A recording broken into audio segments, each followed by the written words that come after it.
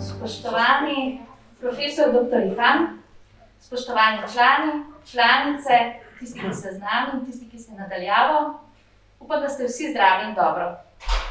Veselje in čast mi je danes voditi ta pogovor z izjemnim strokovnjakom. Dovolite mi, da ga na začetku predstavim. Profesor dr. Ihan je zdravnik, specialist klinične mikrobiologije, predstojnik katedre za mikrobiologijo in imunologijo ter redni profesor na Medicinski fakulteti Univerze v Ljubljani. Strokovno in raziskovalno se ukvarja predvsem z diagnostiko imunskih deficitov.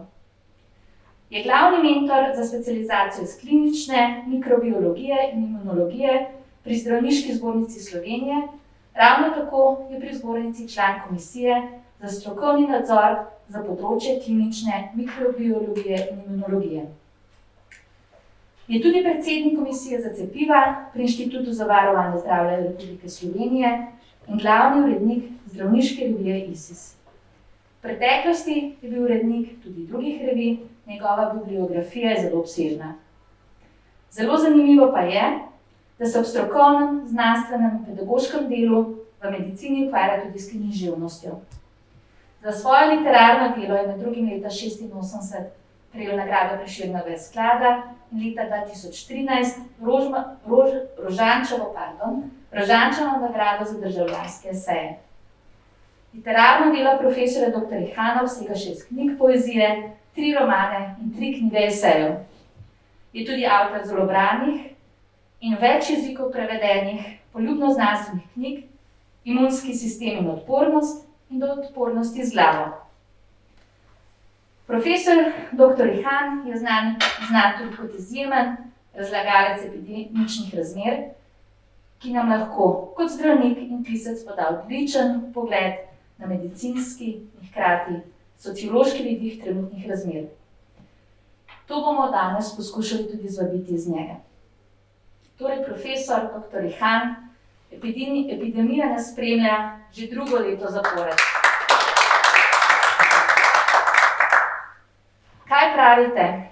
Zajeda se vse naše pore življenja, delta različica, omikron, kdaj se bo končalo, se bo sploh končalo.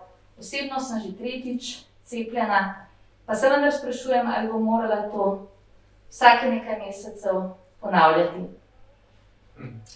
Ja, dejansko nam gre že vsem na živce to.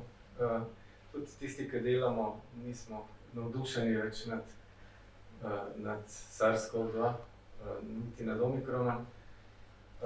Zlasti omikron je pravzaprav zdaj povzročil toliko testiranja, da preprosto smo prišli že do zgornje meje na našem inštitutu, pravzaprav delamo.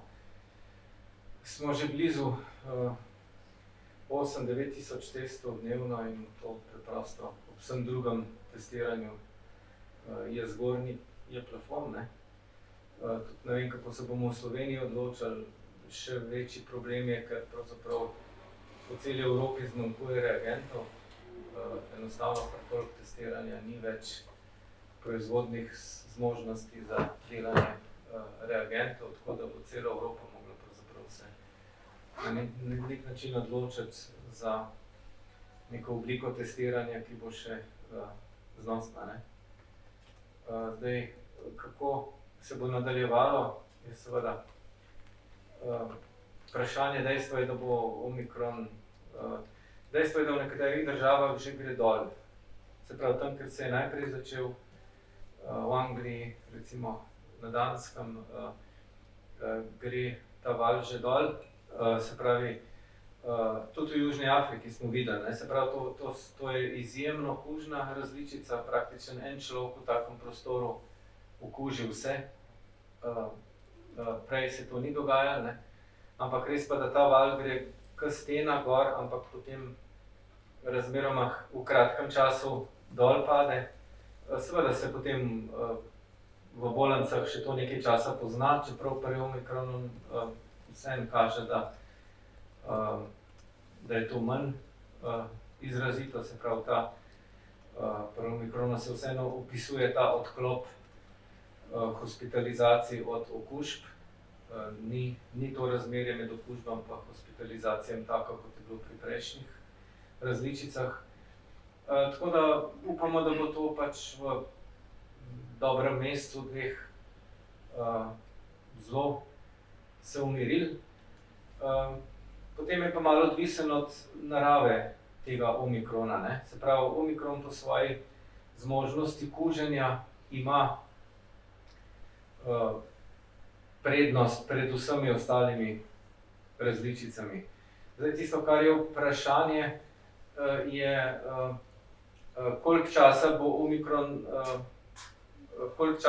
koliko imunosti omikron sploh pušča, ker omikron ne kuži, slabo kuži pljuča, ne, ker nima mutacije, ki mu onemogočajo, da bi se usedel, da bi šel globlje v pljuča, se pravi, samo prime celic v pljučih, prime se samo teh celic v zgornjih dihalih, zaradi tega se tudi tako zelo širi naprej. In seveda vprašanje je, koliko imunosti se sploh ustvari po omikronu. Ali bo ta imunost, ki je bila recimo pri prejšnjih različicah, še kar dolga.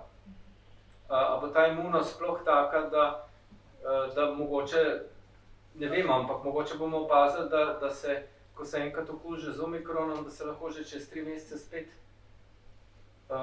okuži z omikronom, ne. Če bi se zgodil tak scenarij, potem bi omikron postal absolutno prednostni virus, zato ker prvič se hitro množi, kar pomeni, da izriva vse ostale ven, da jim je konkurenčen. Po drugi strani, če bi lahko vedno znova okuževal, bi to pomenilo, da ga tudi nek drug ne bo zdaj pa izrinil, ne. Kar pomeni, da bi lahko to, kar nekateri po svoje celo malo upajo, da bi lahko nastal nek tak zelo hitro krožeč virus, s katerim bi se vsak dvakrat letno okužil, pa z vedno manjšimi posledicami, ne.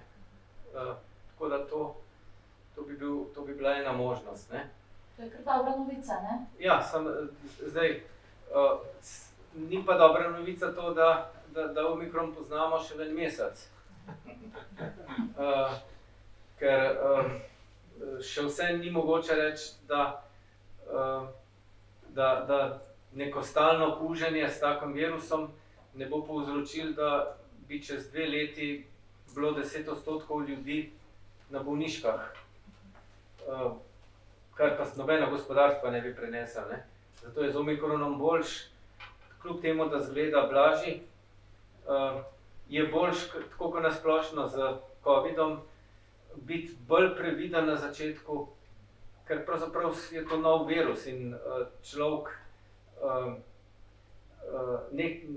nekih napak, zlasti v zvezi z zdravjem, ne more popravljati. Torej, tisto, kar se zgodi, okvare, ki nastanejo in veliko težje je potem živeti z takimi nekimi kroničnimi okvarami, recimo žil ali pa živčevja ali pa pljuč. Tako da je po svoje bolj racionalno biti najprej majčkeno paničen, pa mogoče malo pretirano se ščititi, mislim pretirano. Boljše je, da se pol izkaže, da si bil pretirano skrben, kot pa da se izkaže, da si bil premalo skrben in tega ne moreš več popraviti. Zato je toliko različnih mnenj, ne. Zdaj, če bi vedeli, kaj bo nekoč pogled za nazaj, takrat je enostavno imeti samo eno mnenje, ne. Zdaj pa samo kažemo svoje različne značaje, se pravi, vsi imamo več ali manj enake podatke, samo zaradi svojih značajev so nekaterim bolj previdni, drugi bi šli bolj junaško, pa se potem, če se bi pokazale posledice, so se pač očitno navajeni majčkeno narediti, da niso nič vedeli, pa gre naprej, smo pač različni. Do različnih mnenj bova še prišla, to bova imela še vprašanje. Pa vendar bi vas mogoče vprašala v zvezi s testiranjem, kot ste prej omenili, a ne, da jih res veliko izvajamo, verjetno v vseh državah in je proizvodnja testov omejena. Mogoče je tudi to ena pomembna zadeva.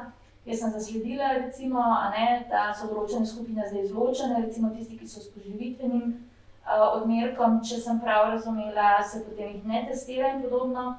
Ali je to potem vzrok, lahko tako razumemo, se pravi, da se izloča manj rizične skupine iz testiranja, ker je tudi treba omejiti, ne? Ker v bistvu kapacitet ni tako za testiranje kot samih testov. Ja, na vsak način. Zdaj teh okužb po teh projekcijah bo toliko, da enostavno ne bo več videti, da rastejo okužbe. Zato, ker so kapacitete testiranja take, da se bodo ustavile, ne? Zdaj, če pri nas že zdaj ostaja, pa smo izjemno velik inštitut, imamo, kar se tiče organizacije testiranja, imamo toliko proste roke, da pravzaprav enako kot vsak podjetnik, ne, kjerkoli lahko nabavljamo in tako naprej, ampak enostavno nismo zmožni narediti več. In kar pomeni, da če je več primerov, samo to pomeni, da nam čez noč ostane 1000, 2000 vzorcev in to potem moti statistiko, ne. Statistika se bo pokazala, da bodo primeri rasli, potem bodo pa kar stagnirane.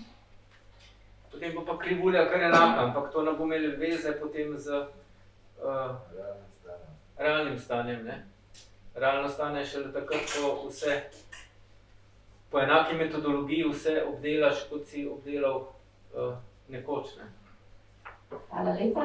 Če nam mogoče lahko poveste kaj več, recimo različna mnenja so, ne, skozi govorimo o novem koronavirusu, nekateri pa pravijo, da to že leta in leta obstaja in da je z nami. A nam lahko to malo razložite?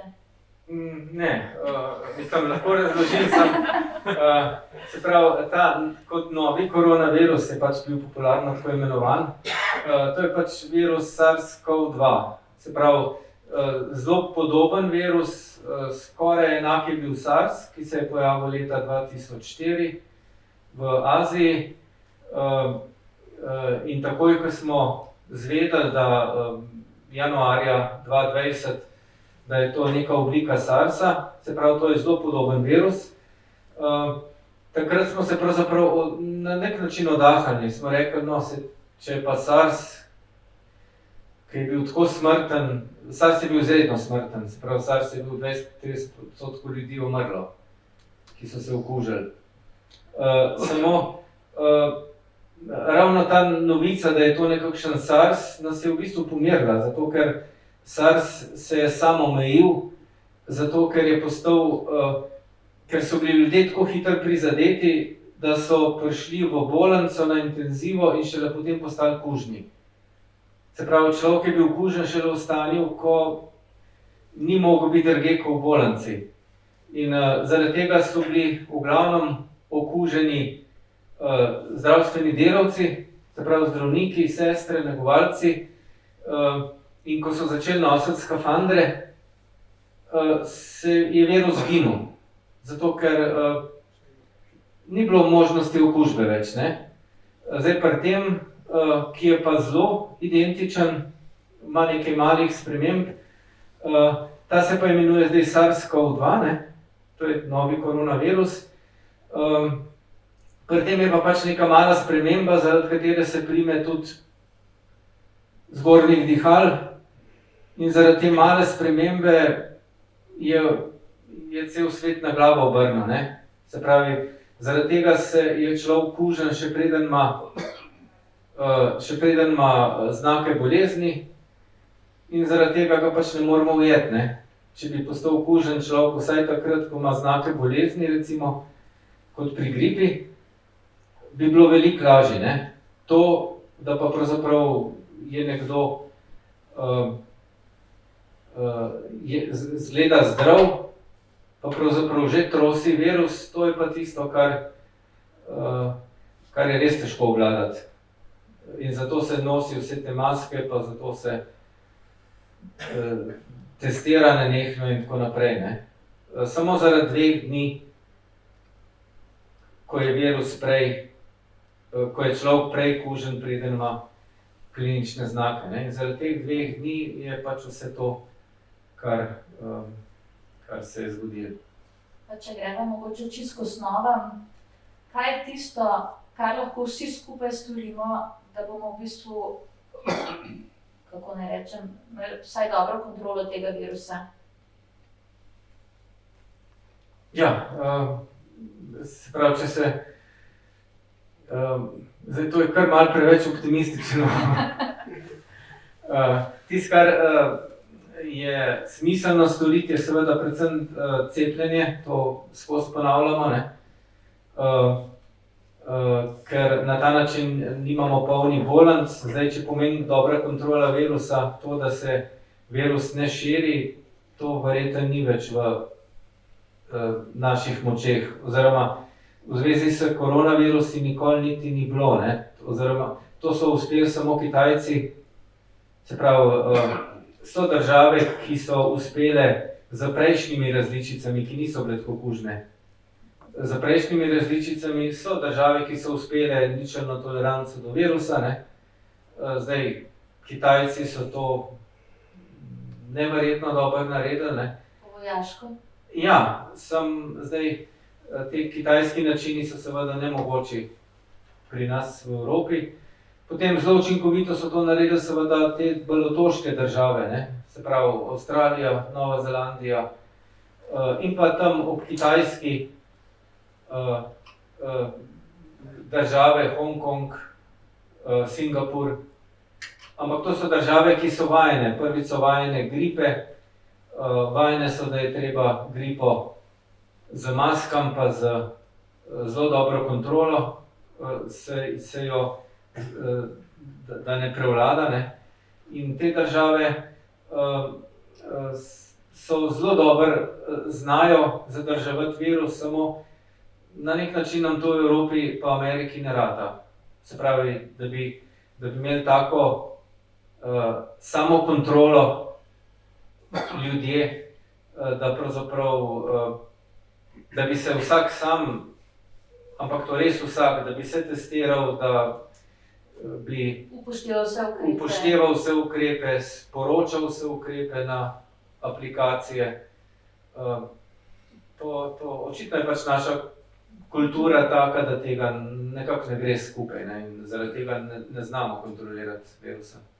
Vaše mnenje je v resnici, da ne nazadnje bomo lahko virus izkoreninili samo tako, da bomo s svojimi telesi oziroma s samim imunskim sistemom ustavili virus, ne? To verjetno drži pri vsakem virusu. Ja, pri vsakem virusu to drži. Samo zdaj, za tisto ceno, ki jo za to zahteva, recimo, ki jo je zahtevala delta ali pa alfa, ta angleški, je to mnogo prevelika cena.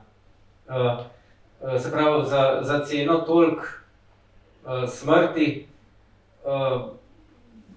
enostavno tudi v naši kulturi ne gre to, ne?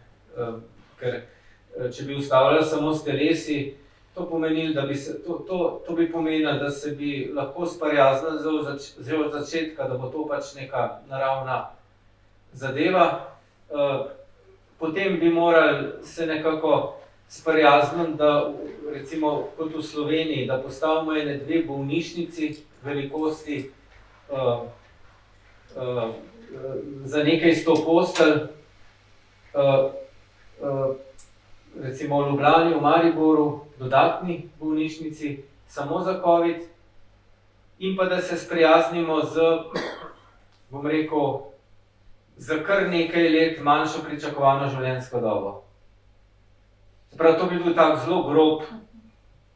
zelo groba odločitev, ki seveda jo niti politiki ne bi oblikovali v odločitev, niti se mi ne bi upali glasovati za tako odločitev, niti kot mala država ne bi s tako odločitvijo mogli nič narediti, ker smo le del Evrope. Se pravi, ta neka ignoranca do virusa ne bi mogla biti ignoranca, če bi bili dosledni, bi mogli poskrbeti za zdravstvene kapacitete in pa seveda pristati na na to, da je naša pričakovana življenjska doba 5 let krajša, ne?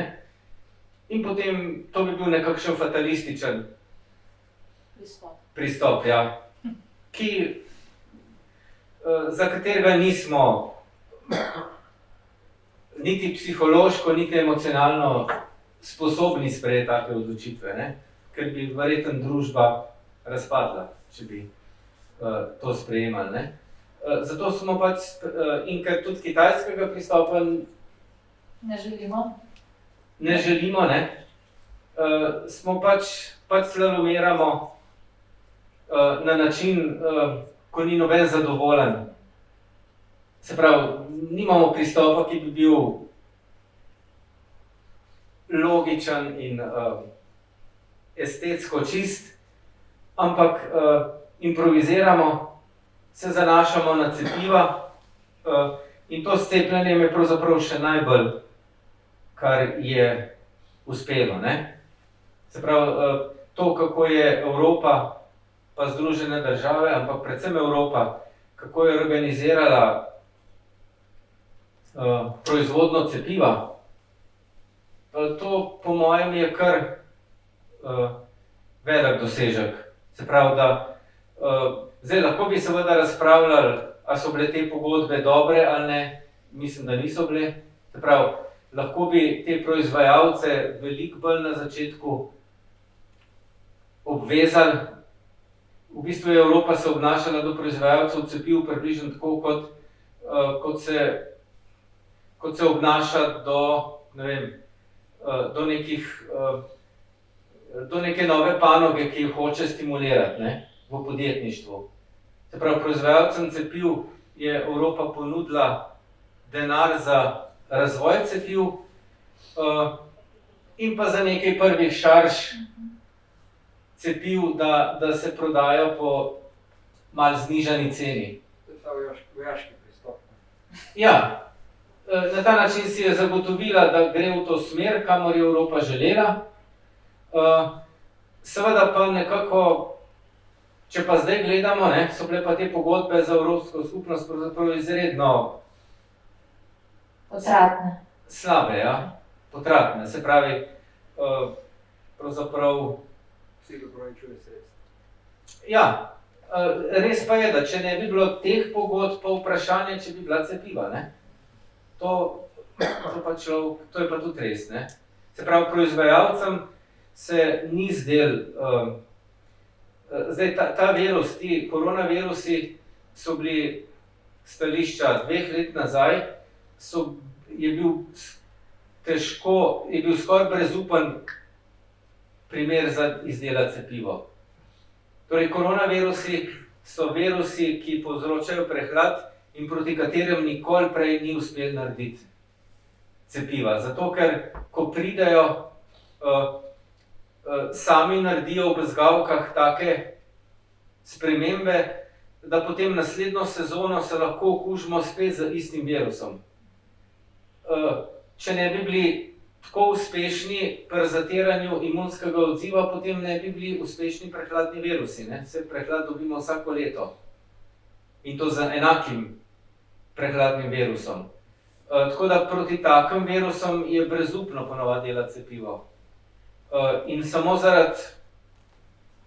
zaradi tega, ker se je videlo, da bo sicer katastrofa, je Evropa uspela potem prepričati proizvajalce, ampak seveda na ta način, da so oni dobili denar za praktično ves razvoj in še zagotovilo za odkup, tudi če cepiva ne bi bilo učinkovito. Se pravi, pogodbe so bile pravzaprav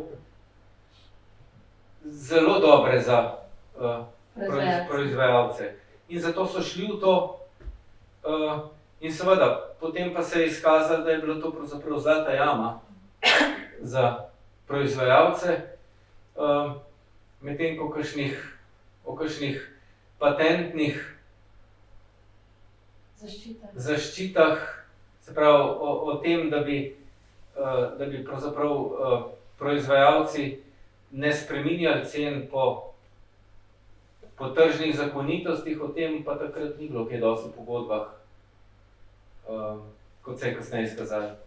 Verjetno drži, ne, glede na to, kaj ste povedali in koliko je bilo nekih sredstev v to namenjenih, da še nikoli prej ni bilo narejenih tako intenzivnih raziskav v tako kratkem času za kako drugo cepivo. To drži? Seveda, praktično cela svetovna znanost se ukvarja 2 leti že samo s tem, vsaj naravoslovna znanost, ne. To je pravzaprav čist neverjetno. Neverjetno je tudi, kako pravzaprav že na nivoju znanosti je ta korona popolnoma spremenila recimo objavljanje, zdaj pravzaprav znanstvenih revij, tistih, ki so prej obstajale, skoraj ni več. Zdaj pravzaprav obstajajo samo revije, ki so na spletu, ki jih financirajo nekaj svetovnih korporacij. Ni več revij, prej je bilo običajno, da znanstvene revije izdajajo združenja, se pravi združenje infektologov Anglije, Nemčije, evropskih, ameriških. Zdaj se revije pravzaprav, in za revije je bilo treba plačati. Se pravi, za branje člankov je bilo treba plačati. Zdaj se je ta poslovni model popolnoma spremenil zaradi korone. Noben več ne bere revij, ki niso na spletu pa zastonj. Če kdo zahteva plačilo za revijo, Se pač ne kupi, ne? ga pač tiste nihče ne bere več. In zaradi tega so se uveljavili taki mega založniki, ki izdajajo po 150-200 revij, ne glede na področje, imajo pa mehanizem izdajanja pa urednikovanja, ki je na nek način zelo avtomatski, ki rekrutira recenzente po avtomatizmu po celem svetu, in se je popolnoma spremenil način. Se pravi, mi smo čist presenečeni, kako lahko neko tako veliko stvar v 2 letih nek spremenjen sistem v krizi popolnoma spremeni, ne. Sploh ne vemo posledice tega. Se v resnici, ne, bom rekla, vsako leto smo presenečeni, koliko več sprememb je, ne, recimo nekaj takega, kot je bil ta virus, je pa res spremenil ne samo ta poslovni model, še mnogo drugih, ne, in v bistvu smo se morali precej prilagoditi, da smo lahko določene stvari sploh speljali, ne, tako kot ste pa rekel, pa v resnici ne vemo, kakšne bodo posledice niti za družbo, niti za ekonomski del, recimo gospodarski del, ne, in podobno, tako da to je kar neka razsežnost, kjer je veliko neznank, ne, kjer je veliko neznanih izzivov, mogoče je to tudi vzrok, zakaj tako reagiramo, ne, bom rekla, kot družba, zakaj smo tudi razdvojeni, recimo, ne, zakaj ne stopimo skupaj, ne, recimo, ko so vojne, ko smo ogroženi, ne, kot družba stopimo skupaj in smo skupnost. Zdaj pa opažamo, da smo vedno bolj razdeljeni, ne? Nekateri govorijo celo o lastnih družinah, ne? Da ne govorimo samo o družbi. Kaj pravite na to? Zakaj je temu tako? Jaz mislim, da je tehnologija že pripeljala, že prej, jaz mislim, da bi mi sem nazaj radi prišli. Mi smo bili razparcelirani na vse teh 1000 različnih interesnih mehurčkov za prej. Nismo tega opazili, ampak prej so se ljudje, vsakemu svoj svet že prej. Se pravi, nekdo se je ukvarjal z tem poslom, drugi z drugim poslom, tretji je na spletnih omrežjih delal neke filmčke, tretji je prodajal neke zdravstvene zadeve, četrti neke vzgojne zadeve, peti neko to. Se pravi, ta zlasti splet je omogočil, ne, da, pa ne mislim samo družabnih omrežij, ampak tudi poslovni del spleta je omogočil pravzaprav koeksistenco že v Sloveniji, po mojem, nekaj 1000 različnih mnenjskih pa poslovnih mehurčkov. In s tem smo čisto v redu živeli, dokler ni prišla korona. In korona je pravzaprav popokala vse te mehurčke, zato ker naenkrat je bilo samo to še važno. Naenkrat tisti, ki je prodajal neke vzgojne knjige, noben se ni več zanimal za tiste vzgojne knjige. Vsi so samo še o koroni govorili. Pa tisti, ki je prodajal neke vitaminčke, noben jih ni šlibil. In tako naprej. In edina tema je postala korona in tukaj je mogoče celo malo preveč pri nas. Ker če jaz primerjam pri nas, recimo naše medije, pa tuje medije, so imeli tuji mediji še veliko njihovih klasičnih zgodb. Še vedno so pisali o kraljici. Zakaj ne bi pisali o kraljici, če je pa korona? Vse je tudi kraljica še, ne? Pa zakaj ne bi pisali o vseh tistih poslovnih transakcijah, ki so bile med njihovimi podjetji, ker so še vedno bile, ne? In mislim, da smo pri nas kar malo preveč totalno šli v to korono, malo preveč, se pravi, in potem so vsi ti mehurčki izgubili svoj pomen in so se vsi začeli s korono ukvarjati. Se pravi, in če bi se manj ljudi ukvarjali s korono, saj korona, kaj pa zahteva od tebe? Drugo je, še jaz, ki se s tem ukvarjam, pa se ne več zelo rad,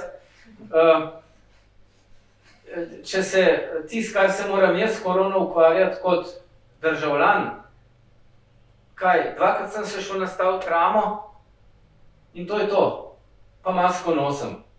In zakaj bi se mogel filozofirati o tem, kako bom ramo nastavil, o teh pol ure, pa o tistih 2 sekundah, ko masko nataknem gor, zakaj bi mogel se s tem ukvarjati, kot da je to glavna stvar mojega življenja.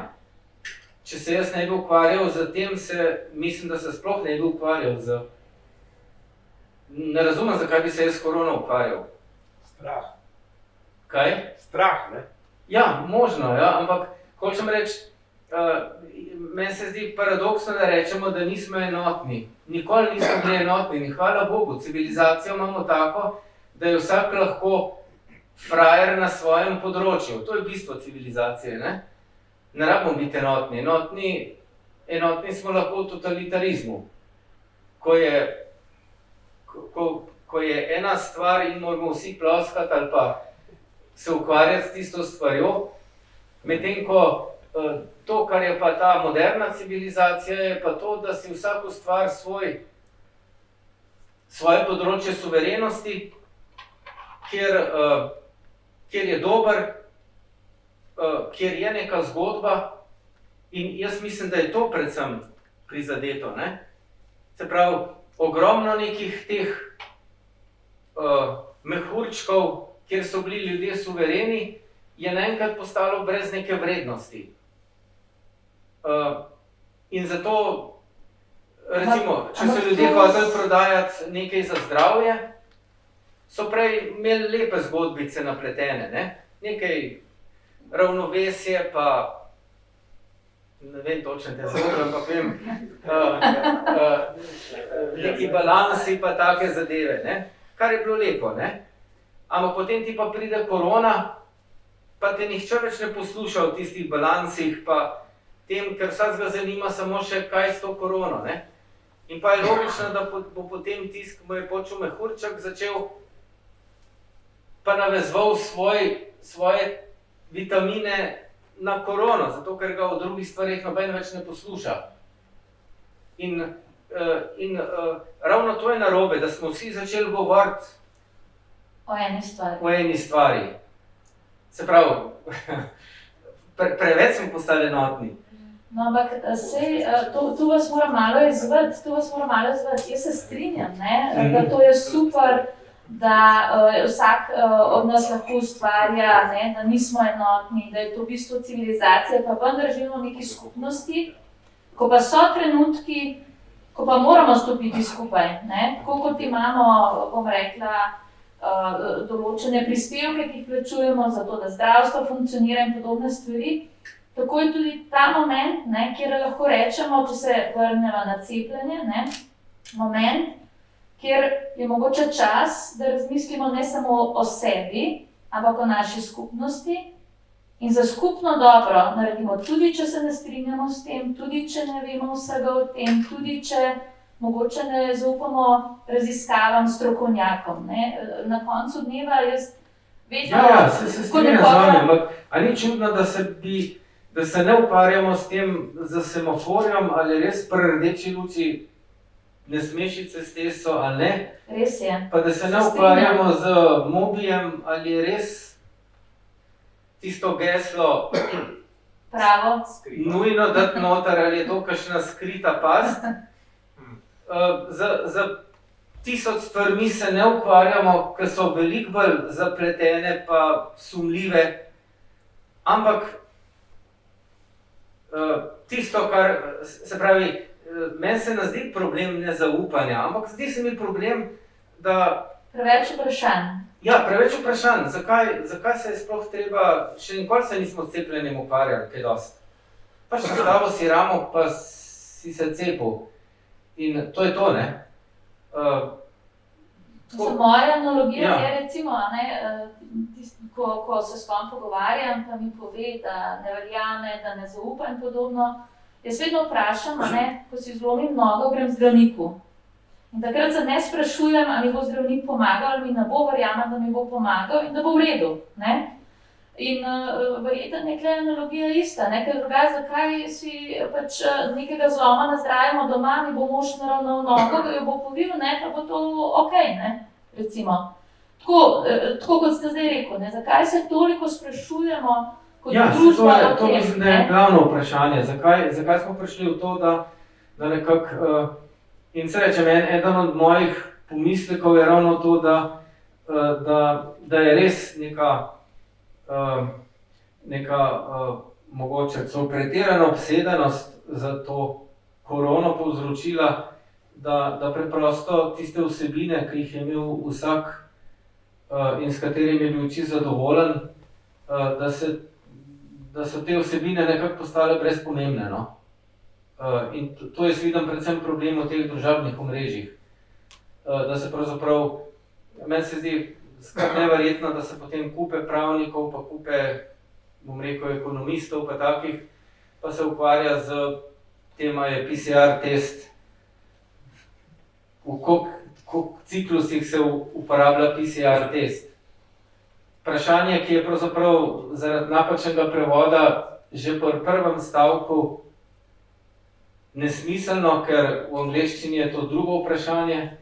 Tako da takoj, ko me nekdo vpraša, koliko ciklov pa imate pri PCR testu, enostavno vem iz tega samo to, da ker je uporabil ta popolnoma napačen prevod, da niti oddaleč ni videl PCR testa, pa želi razpravljati o nekih podrobnostih nečesa, kar niti oddaleč ne pozna, ne. Veliko bolj se bi mi zdelo, da bi se, če se že razpravljamo o tej korona situaciji, in to je treba, da se vsak iz svojega področja v resnici postavlja taka skupinsko politična vprašanja.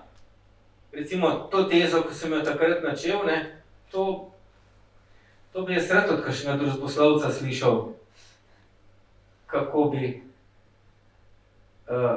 a bi se lahko mi odločili, da pustimo virus, pa rečemo, pač bomo manj živeli, Pustimo svojo pot. pa bomo 2 bolnici več naredili. Ampak značilnost današnje družbe je, da vsak je kdaj seksa želi na krov, to pač je dejstvo. No, ampak se rečem, prej smo vsem bolj mirno živeli kot zdaj, ne? Se pravi, toliko grobosti, toliko neke živčnosti ni bilo, ne? Netolerantnosti. Ne? Netolerantnosti in seveda, jaz zdaj zdravniki nekako vemo, da človeški organizem pač prenese smo neka naravna bitja, vsa naravna bitja prenesejo do neke mere neke pritiske, potem pa odpovejo. To je pač to so taki zelo fizikalni principi, ne. In očitno je ta kriza z korono nekaj, kar je precej preseže neko amortizacijsko sposobnost naše družbe, in potem so te živčnosti, to je pač na osebnem nivoju, to imenujemo stres, na družbenem nivoju pa to neko, grobost pa živčnost, za katero jaz mislim, da če se v resnici povrnemo na prejšnje stanje, bo minilo. Pač nekaj časa bomo rabili za tisti relaks, potem pa to mine, ne? Potem bomo pa začeli ugotavljati, kaj se je v resnici spremenilo v strukturi družbe, ne? Ker marsikaj se bo spremenilo, zdaj ne opazimo še, ne? Torej, že to, kar sem rekel, če namesto v znanosti, če namesto 500 izdajateljev znanstvenih časopisov bomo imeli samo še 4, jaz ne moram reči, da je to dobro ali pa slabo, ampak je pa drugače. In bo imel najbrž neke posledice, ne? Isto je verjetno v gospodarstvu, če v neki panogi deluje najprej 1000 podjetij, potem pa samo 5, najbrž neke spremembe so, ne? Čeprav delavci še vedno delajo za istim trakom, ampak čez 10 let bodo verjetno se bo verjetno čisto drugače gledali na ta prehod. Mogoče je eden od vzrokov, ne, tudi način komunikacije, kako je bilo narejeno, seveda po bitki vedno biti enostavno generalen, ne, pa vendar mogoče bi lahko na kak, bom rekla, bolj pozitiven, prijetnejši način komunicirali o tem virusu, drugače spodbujali ljudi, ne, in prišli do boljšega rezultata. Kolikor vem, ste vi zagovornik neobveznega cepljenja, ne, naj bi ljudje sami prišli do tega, da mislim, da je to svobodna odločitev, da se sami odločijo, ne? Ja, no, mislim, vem, da se z obveznim cepljenjem marsikaj potem ceno plača, ne? Za vsako stvarjo plačaš ceno, se pravi, obvezno cepljenje je za kratkoročno učinkovito, kar pomeni, da če z obveznim cepljenjem res rešiš neko katastrofo družbeno, recimo, če rešiš to, da ne bi šlo 10% ljudi v bolniško, potem je absolutno, samo to je treba doreči na družbenem nivoju. Zdravniki ne moramo tega reči. Zdravniki lahko rečemo, zaradi takih in takih zdravstvenih posledic bi bilo potrebno, da je 90% ljudi precepljeno. To je naša kompetenca. Ne moramo pa reči, uvedimo obvezno cepljenje. To je družba, to je politika, to je nekaj, kar... Družben konsens v resnici. Konsens, ja. Se v bistvu, če politika to odloči... To mora nekdo predstaviti družbi, mora nekdo dobiti konsens, ki bo znal plastično predstaviti, toliko in toliko ljudi bo čez 3 leta nesposobnih za delo,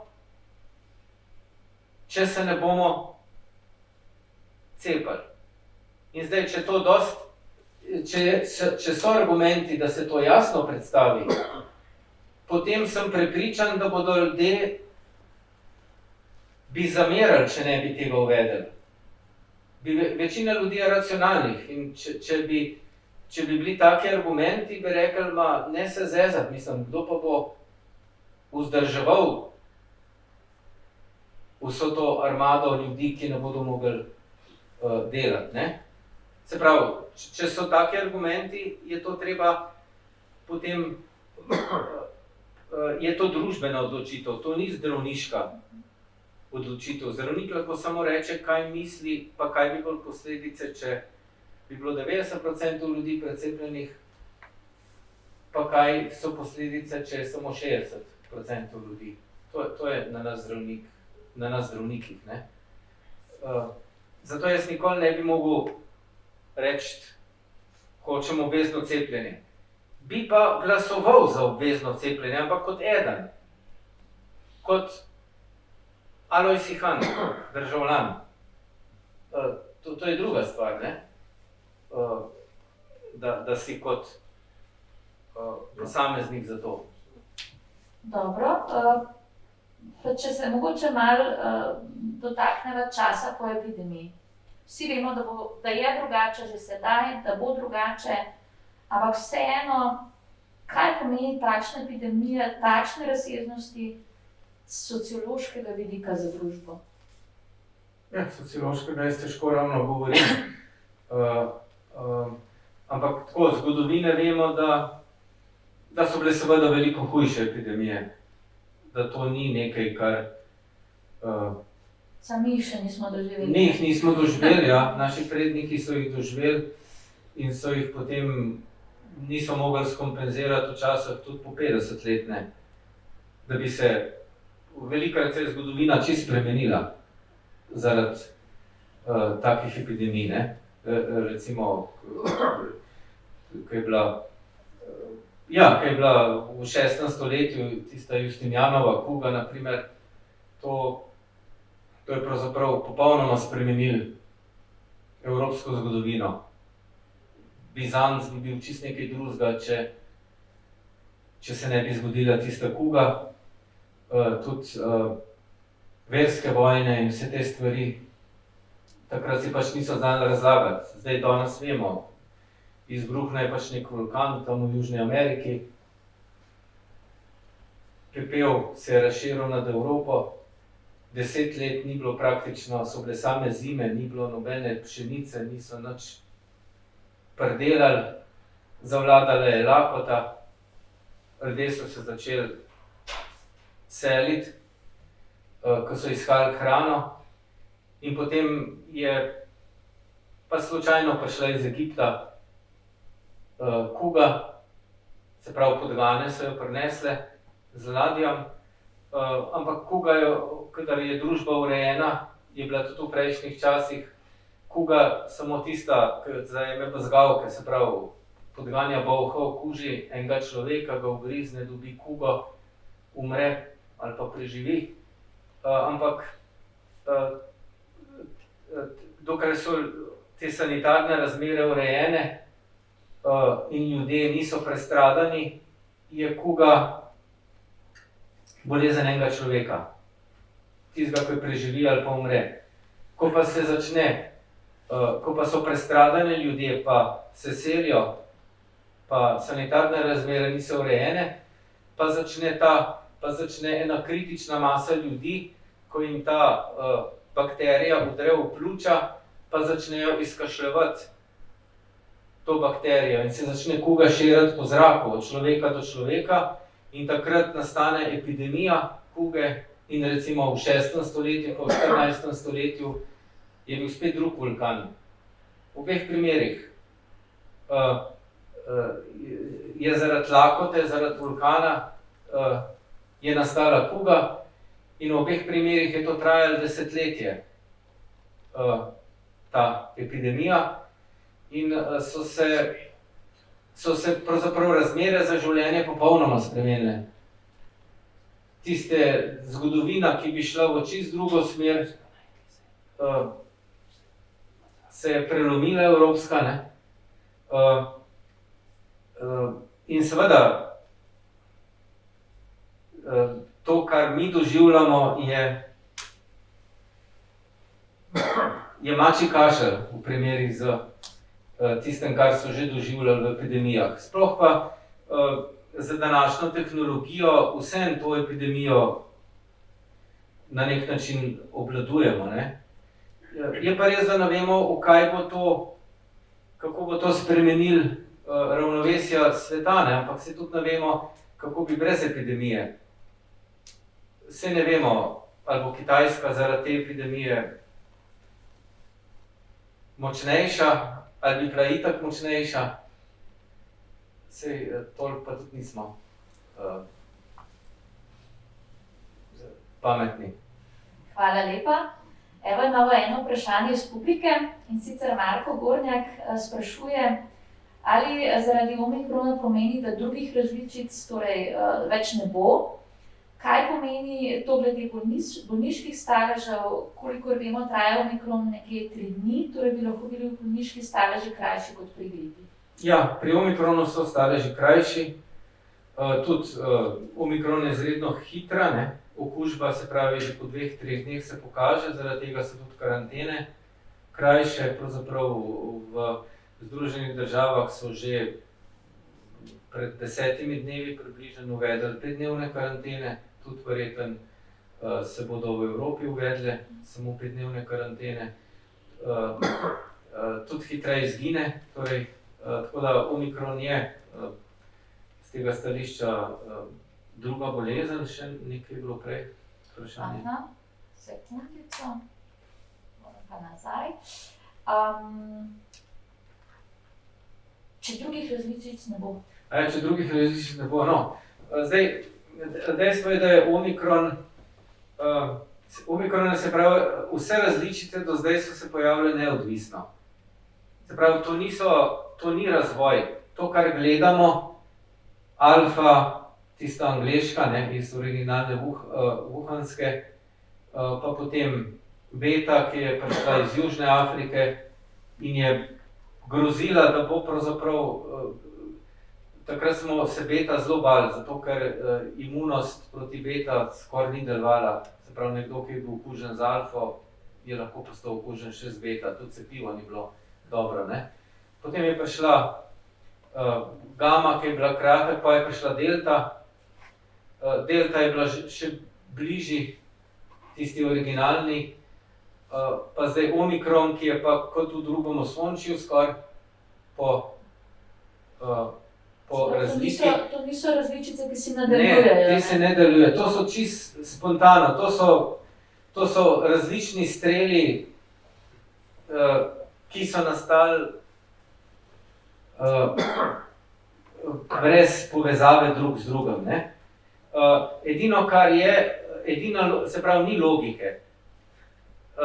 Omikron bi lahko bil enako ali pa še bolj nevaren, kot je bila delta. Samo srečo imamo, da ne gre v pljuča. Nobenega razloga ni, se pravi, če bi Omikron šel v pljuča, ni nobenega, ne bi bil nič manj uspešen. Se pravi, kar še širjenja tiče, bi bil Omikron enako uspešen in ga to, da ne gre v pljuča, nič bolj ne dela uspešnega. Se pravi, lahko bi imeli Omikron, ki bi bil enako, nevaren. To smo imeli samo srečo. Je pa res, kot sem že prej omenil, da je Omikron, kar se tiče širjenja, se pravi, vsak virus, ki hoče biti boljši, ki hoče prevladati, se mora bolj širiti. Kar težko se je predstavljati, da bi se nekaj še bolj širilo, kot se Omikron širi, da bi bil še bolj uspešen. Se pravi, nove različice sigurno še bodo. Vedno je vprašanje, ali se uveljavijo. In koliko so močne, ne?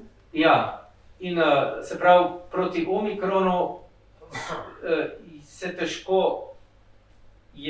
težko uveljaviti proti njegovi širitvi.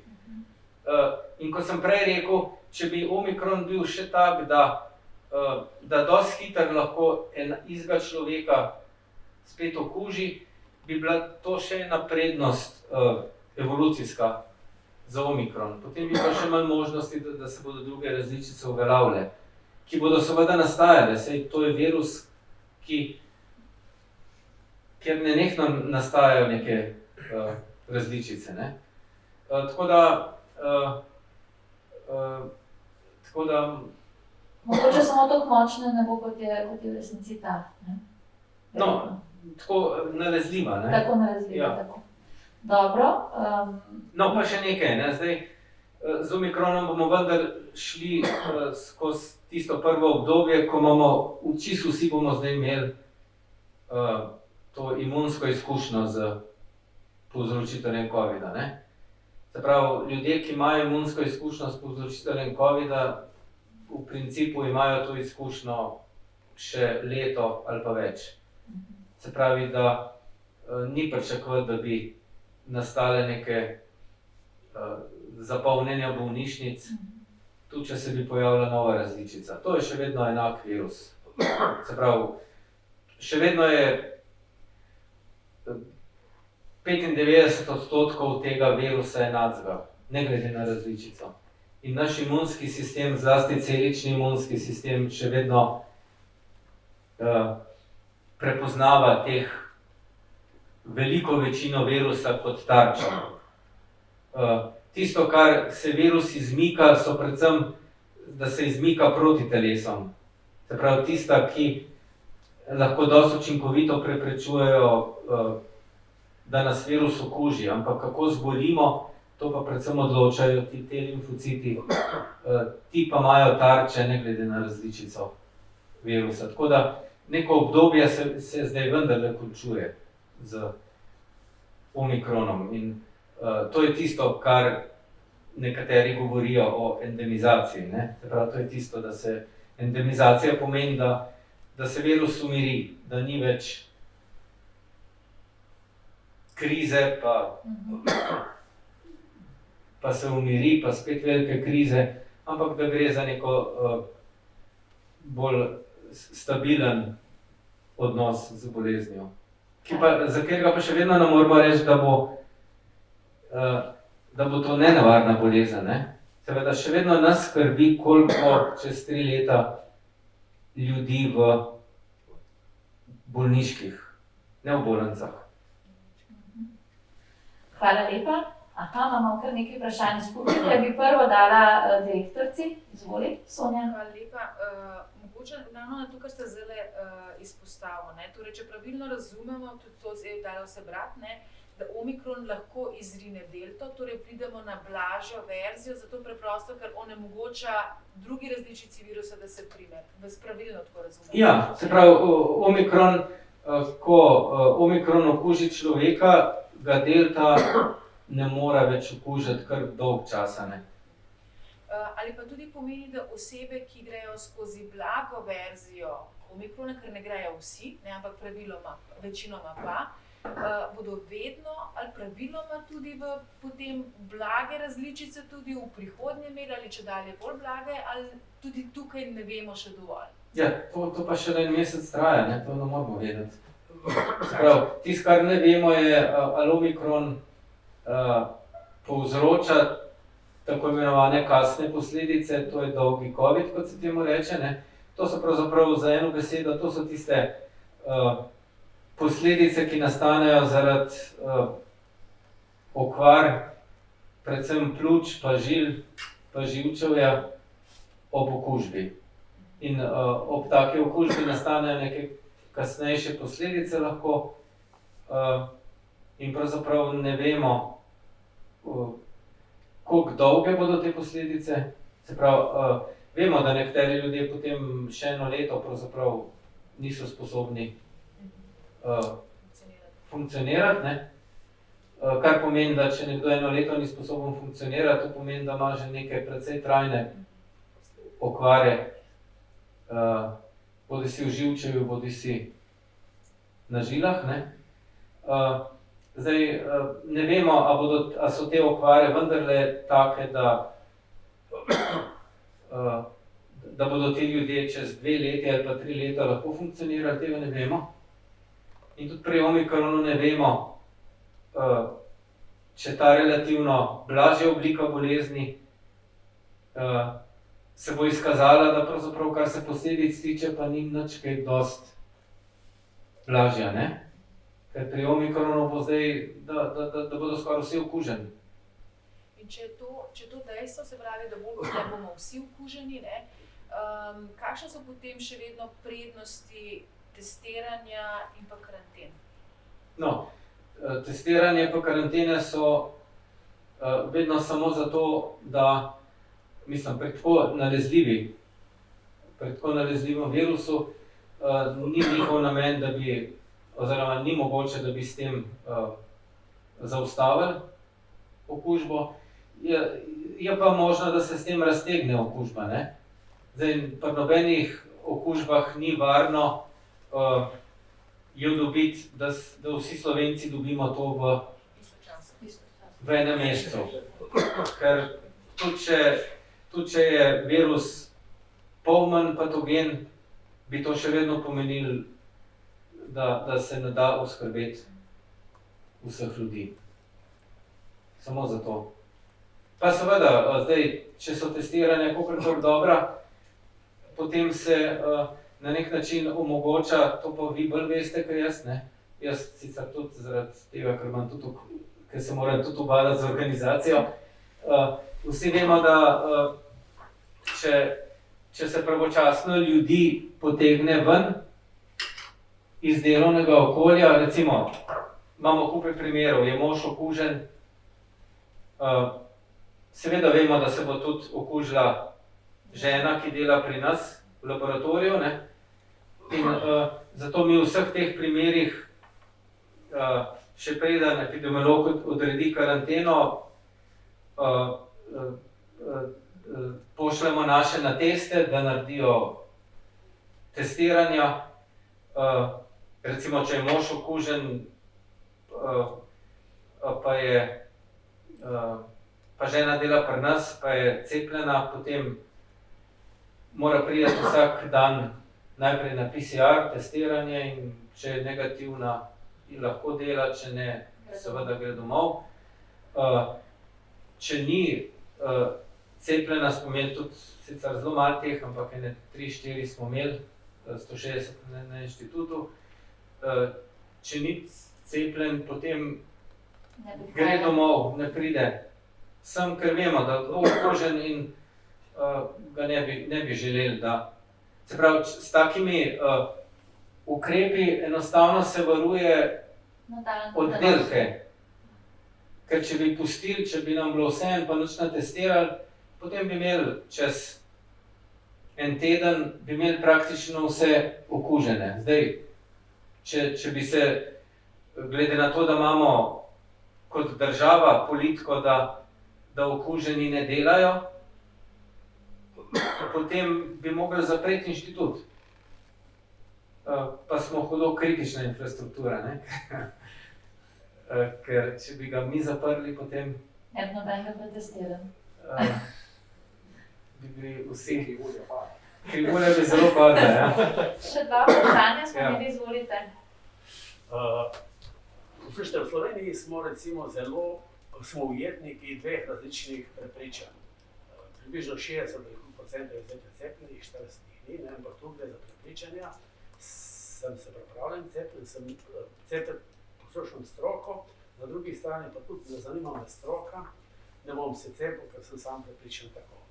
Sam osebno, da ne bo pomoč, da sem cepljen prvič, drugič poživitveno in potem po enem tednu še prebolil.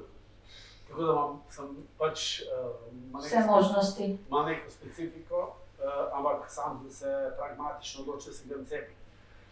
Prej ste zelo plastično, zelo lepo povedal, da če se ne bi nič cepili po Sloveniji, ne, zato kot gospodarstvenik zdaj razmišljam, kako bi prepričal ljudi, da vendar spravimo to Slovenijo v nek predalček, ker bi se jih velika večina cepila in bi veliko zajezili probleme, ki iz necepljenih potem nastanejo. Ker ste tako lepo povedal, da če se nič ne bi cepili, nek določen odstotek, 10, če sem se prav zapomnil, ljudi v naslednjem obdobju bodisi ali pa jih bili nesposobni delati. Zdaj, če jih je 60% že cepljenih, recimo bi bila ta odstotek zmanjšamo, da še 4% je v nevarnosti. Še 4% nevarnosti.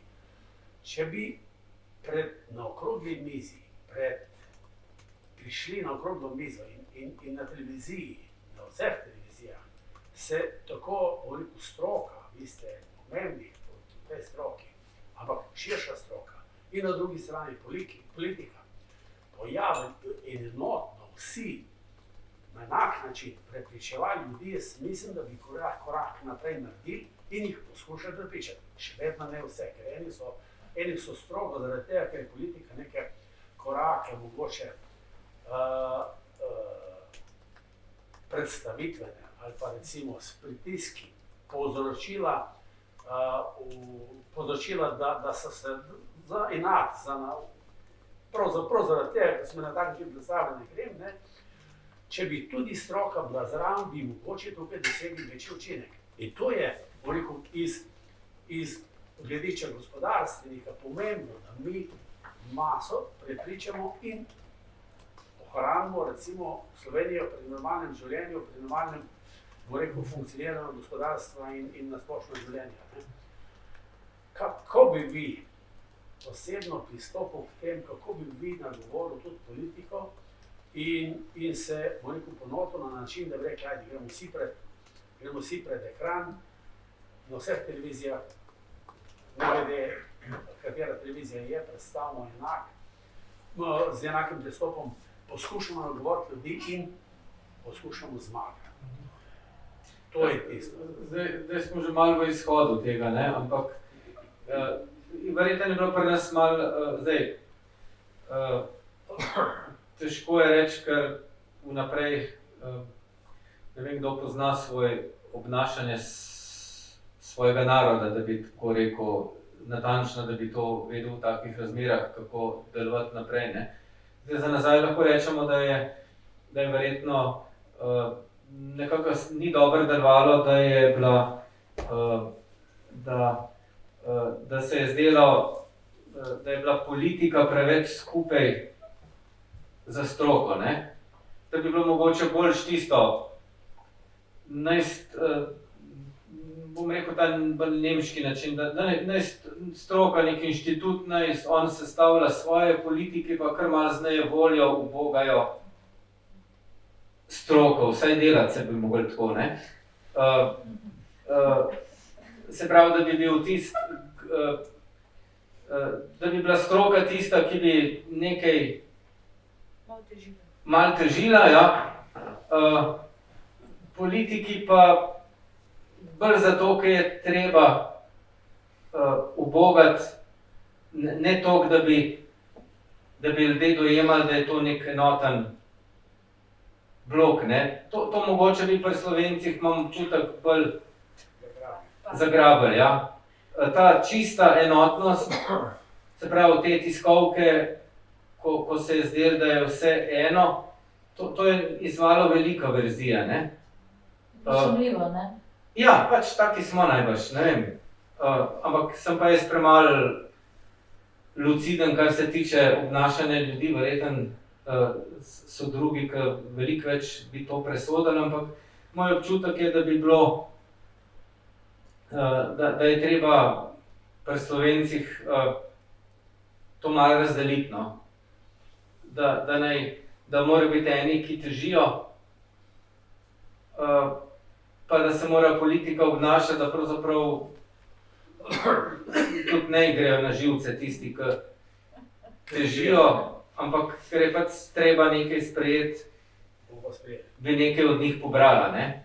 Mislim, da bi tak duet bil bolj učinkovit, kot je bil to, ker se je ljudem takoj zdelo, da je nekaj... Tudi če so bili najboljši nameni, ampak v javnosti se je videlo, da je to, da pa je to vsem sumljivo, ne. Ne vem, rečem, sam razmišljam, ni to nek zaključek moj.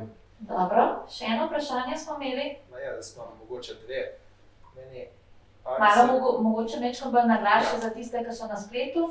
Ali se vam ne zdi mogoče bolj kot kriza zdravja, kriza zaupanja, globalno gledano? No, gledajte, spet bom rekel ljudje smo pač neka bitja, ki prenesemo do določene mere neke pritiske, potem jih pa več ne prenesemo. To velja za vse organizme in velja za ljudi in fiziološko in psihološko, ne. In to nezaupanje je pač ena od reakcij. Zdaj, če se ti nekaj godi, kar ti ni všeč, jasno, da več ne zaupaš, ne. Zdaj,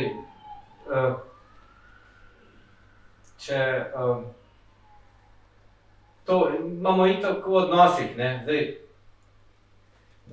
če ženo peljete vsak let 3-krat na počitnice, pa se imate fajn, vam zaupa, ne. Zdaj, če pa 3 leta ne boste peljali nikamor, vam pa ne bo zaupala več. Okay. Še eno vprašanje, ja? Ja, zanima me, zame je bil to res primer problema, kjer bi mogli skupaj nastopiti, se pravi globalizacija v pravem pomenu, v resnici smo tu individualno reševali.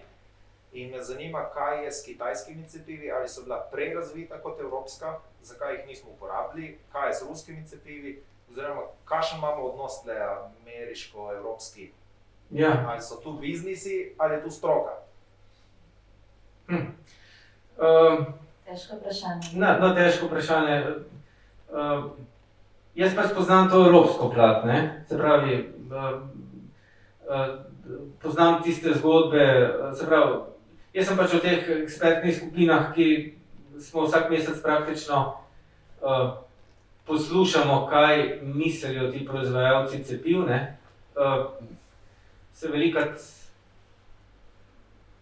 malo spogledujemo. Se pravi, ni to tisto, da bi ravno vse vzel za suho zlato, ker nam je jasno, vajeni smo delati s farmacevti, vemo, da pretiravajo, vemo, da olepšujejo, vemo, da slikajo stvari na ta način, da bi jih prodali, da bi naredili pogodbe. Pač, tako kot se poslovneži poznate, med sabo pa še vedno komunicirate, se tudi mi oboji poznamo, ne?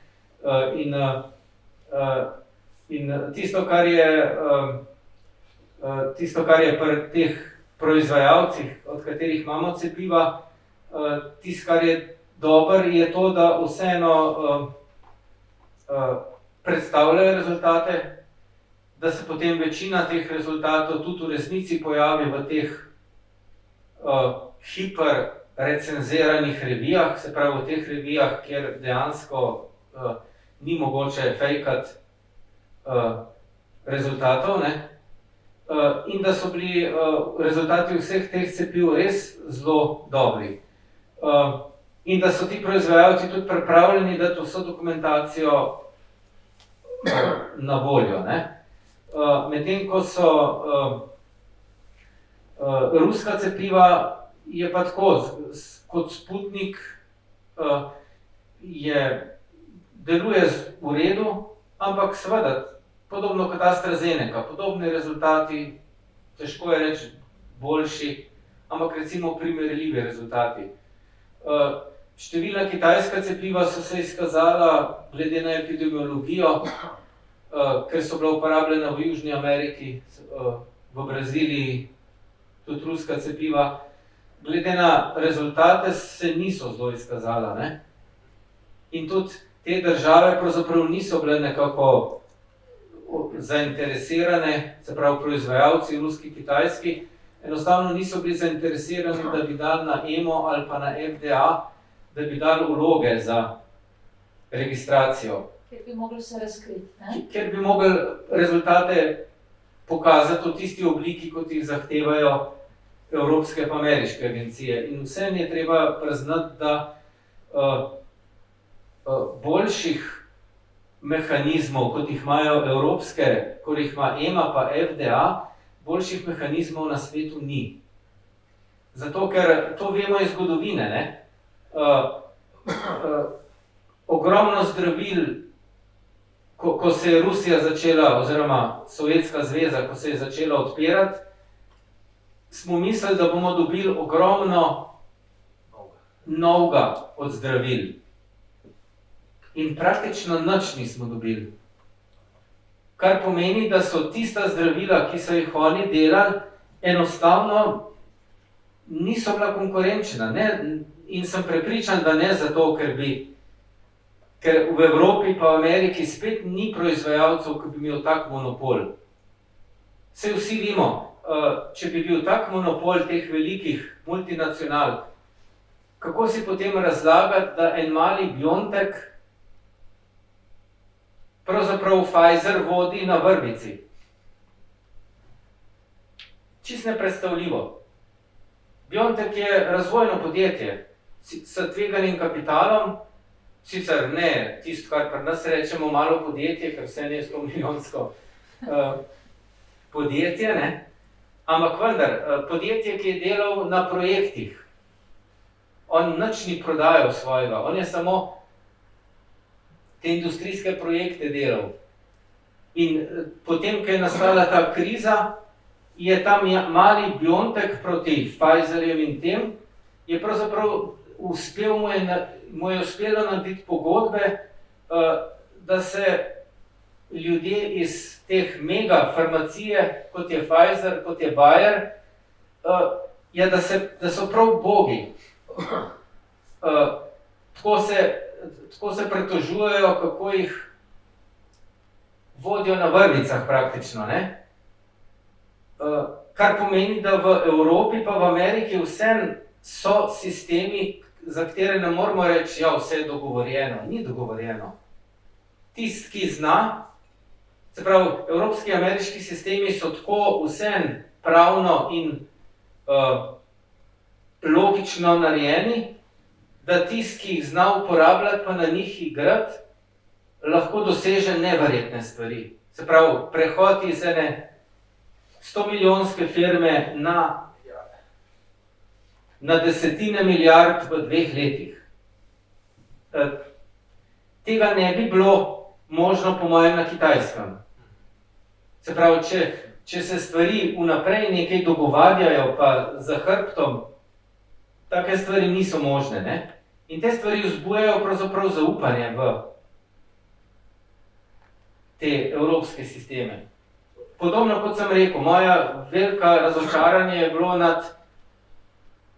takrat na prehodu, ko je Rusija se naredila, ko je Sovjetska zveza razpadala. Eno mojih največjih razočaranj je bilo nad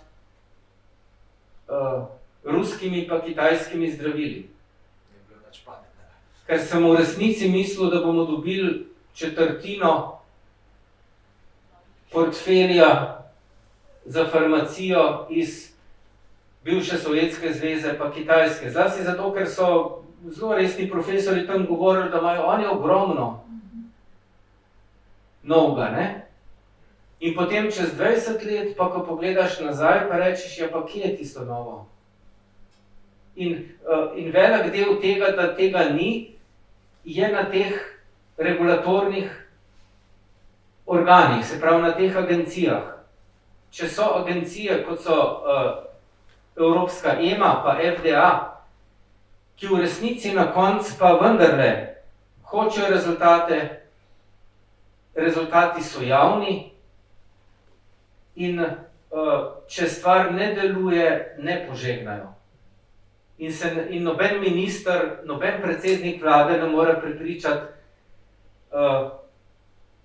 Takšno komisijo, da odobri, ne? Da bo nekaj registrirala, ne? In meni se to zdi glavna kvaliteta tega evropskega pa ameriškega sistema. Zato sem med to epidemijo, moram reči, kot zdravniki nam je neverjetno, smo živčni, če je treba kakšno stvar uporabljati mimo teh registracijskih dokumentov. Recimo to za cepiva. Meni je bilo neverjetno, da bi še cepivo registrirano za to, da se daje prva odmerek tok, pa drug odmerek po 3 tednih, pa tok razmaka. Nam zdravnikom je to sveto. Enostavno zato, ker vemo, da mora ker ljudje od nas ne pričakujejo znanosti, ljudje od nas pričakujejo zanesljivost.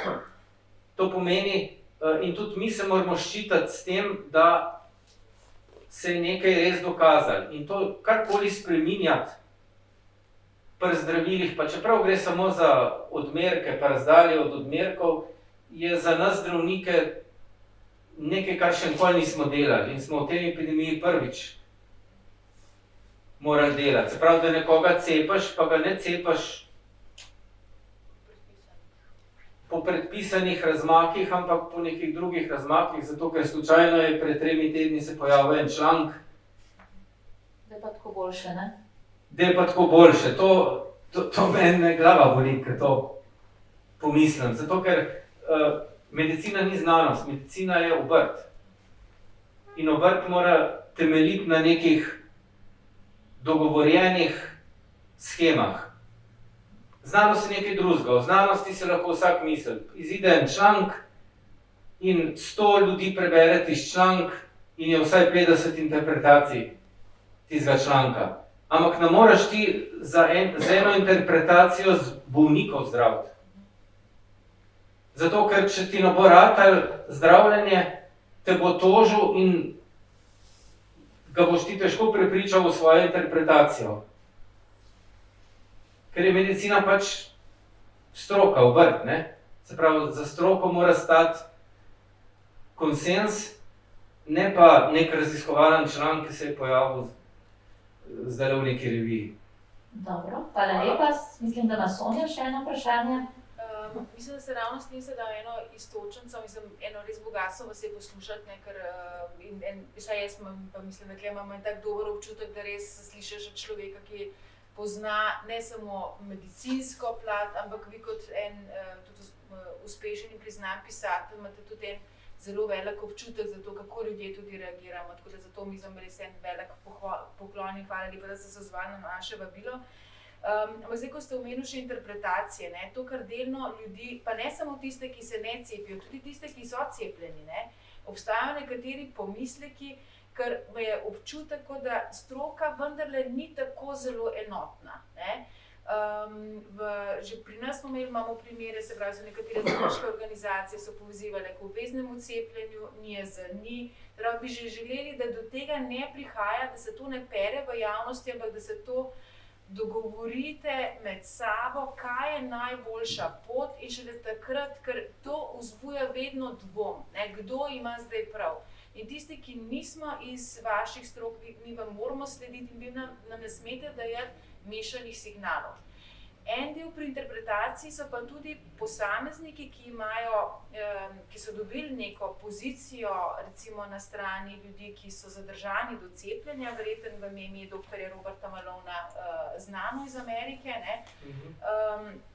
Gospod ima pač vsaj iz preteklosti zelo močne reference ravno na področju cepljenja in je postal neka osrednja točka, na katero se sklicujejo posamezniki, ki razmišljajo drugače, kot da so za cepljenje. Kaj so recimo vaši odgovori, ker še nekdo, recimo tudi sama sem zdaj, kar eden od članov me je opozoril recimo na ta prispevek, sem ga šla prav posebej, oziroma podcast, sem 45 strani zapisa šla potem pregledati, ne? In v bistvu od nekoga, ki je zelo prepričan v cepljenje, vendar ti vsake toliko časa se pa usadi nek dvom, ne? In potem spet poiščeš druge raziskave, ki uvržajo tisto tezo, ki je bila tam postavljena. Ampak kaj recimo tisto, kar so nekatere mogoče najpogostejše stvari, ki jih zaznavate, da izhajajo iz tega, ker nekateri kolegi iz vaše stroke dajejo impulze, ki nakazujejo, da gre za teorije zarot, da to ni dobro, da je škodljivo.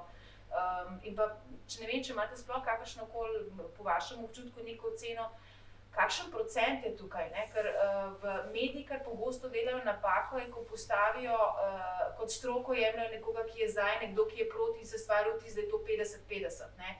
Meni je veliko bolj pomemben podatek, da če vem, če je 90, 95, 99% zdravnikov, znanstvenikov z tega področja govori eno, vedno veš, da je 1%, ki bo proti, ampak če sta pa te dva glasova navzven videti kot enakovredna, potem si pa pravzaprav v stiski, ko se odločaš sam, ki nimaš znanja za to področje. Ja, to je vedno, torej v medicini nasplošno so te stvari zelo trdno postavljene, ne? Recimo, ljudje, ki odločajo o zdravljenju infekcijskih bolezni, so v medicini infektologi. Oni se ukvarjajo celo življenje s tem, da zbirajo podatke o antibiotikih, ki so za določen tip bolnikov, za določeno vrsto bolezni, za določeno vrsto fizioloških stanj najboljši. To je njihov posel in pravzaprav nihče do zdaj se ni vtikal v to, da njihova izbira antibiotika ne bi bila dobra.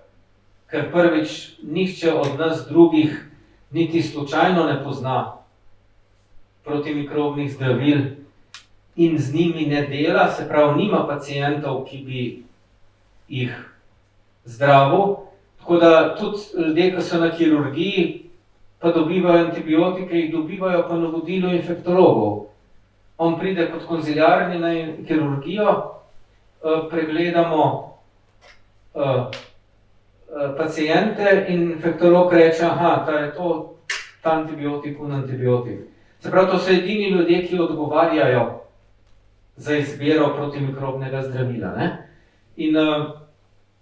In infektologi delajo svojo doktrino od evropski, imajo eno ogromno organizacijo infektologov, ki dela smernice za 1000 različnih situacij, v katerih se infektolog znajde. Zaradi tega, da ima infektolog tudi varovan hrbet, ne?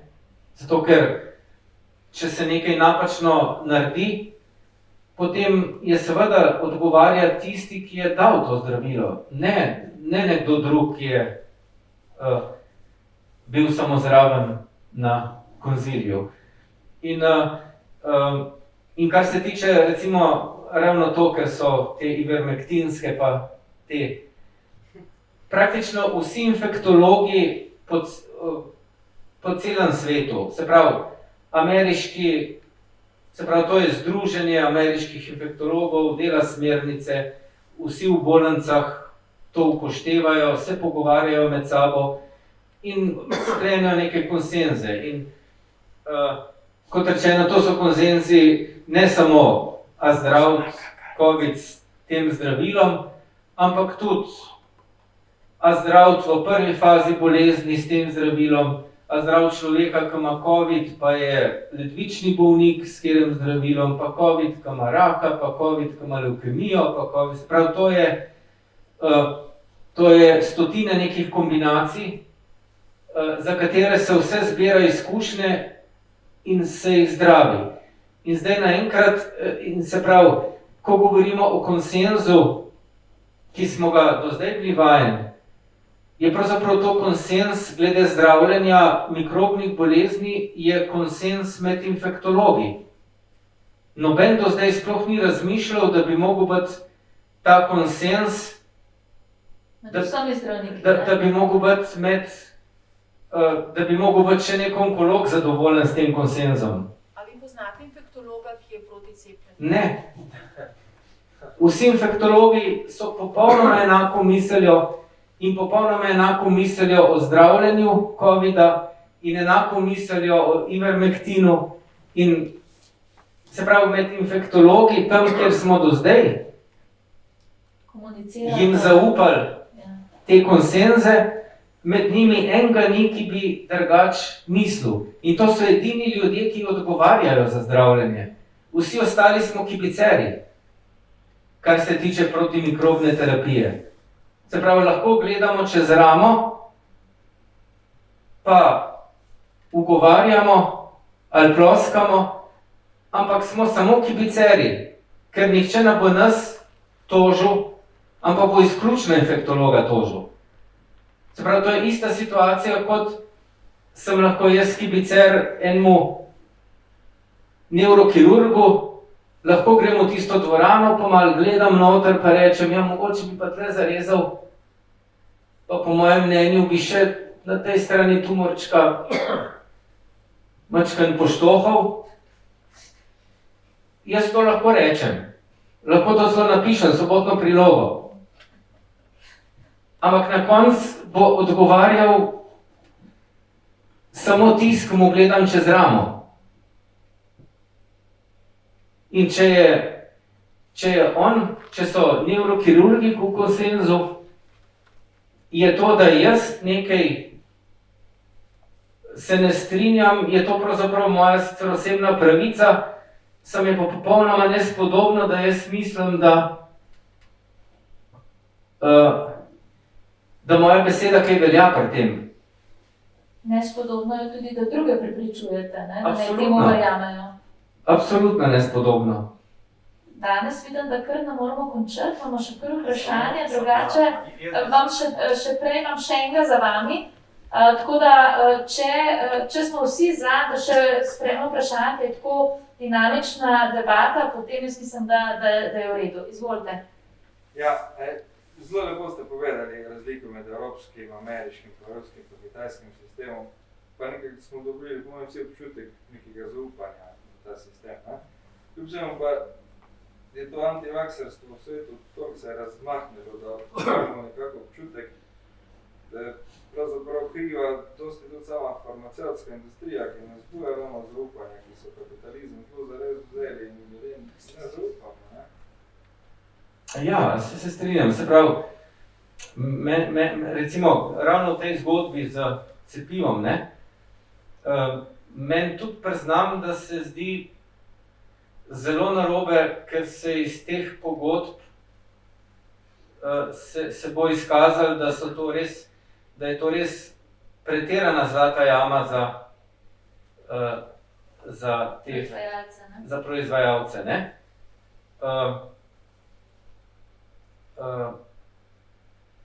Ampak seveda, jaz lahko samo to mnenje izrazim.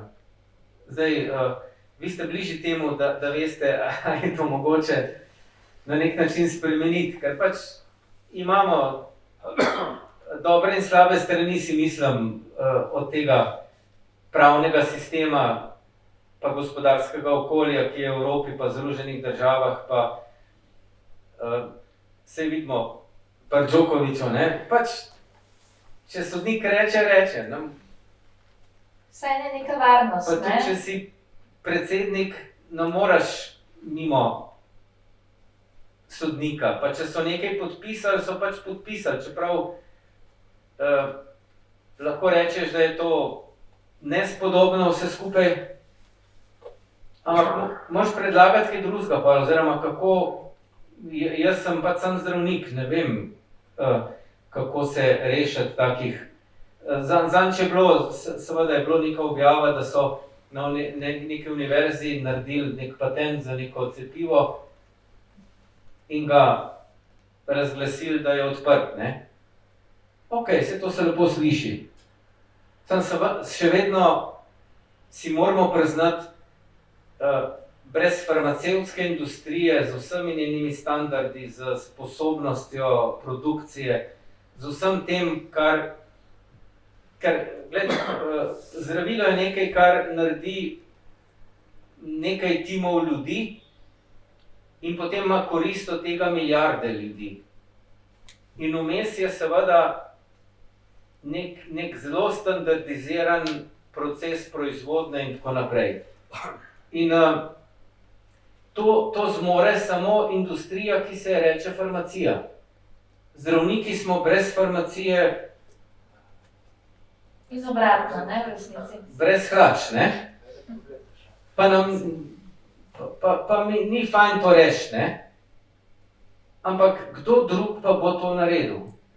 Se pravi, lahko univerza naredi patent za neko cepivo, pa ga da, ampak še vseeno mora nekdo ta patent narediti, ga dati registrirati, dati 100 milijonov za prvo fazo, dati 300 milijonov za drugo fazo, organizirati proizvodne kapacitete, da se to naredi. Zdaj, tisti, ki to naredi, mu bom jaz rekel farmacija, se kaj pa drugega je. Tudi če je to nek posameznik, ki si reče, ne, jaz nisem farmacija, tako kot rečejo včasih novi politiki, ne, jaz nisem politik.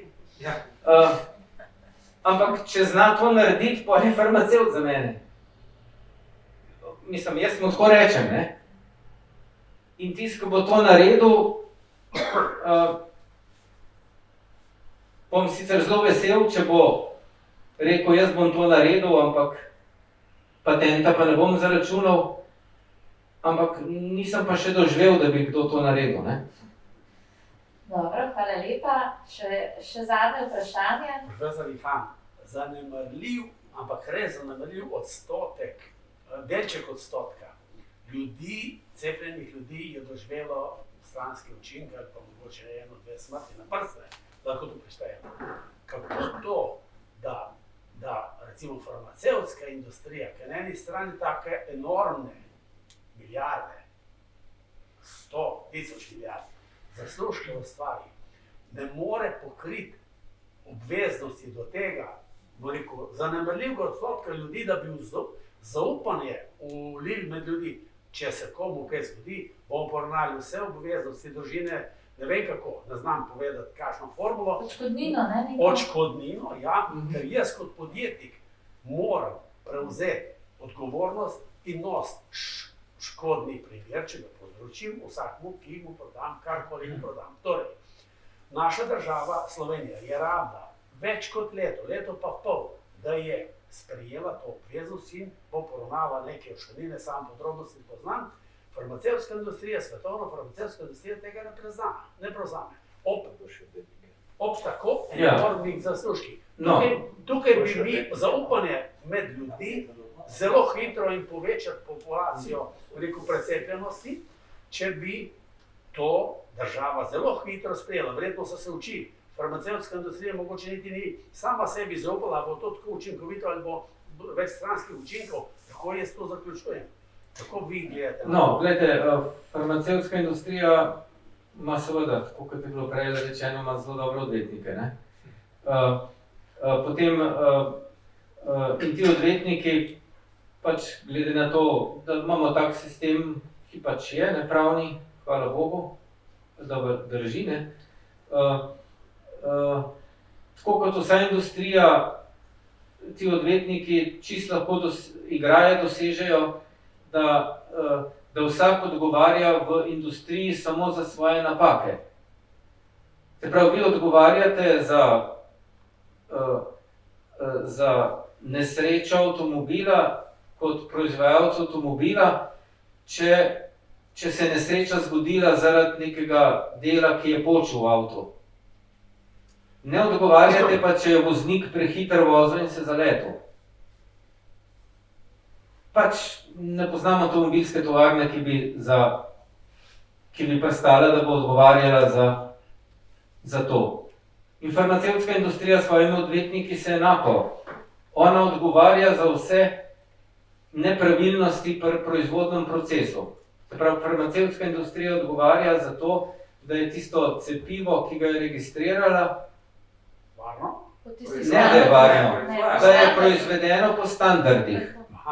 Za varnost ne odgovarja. Za varnost,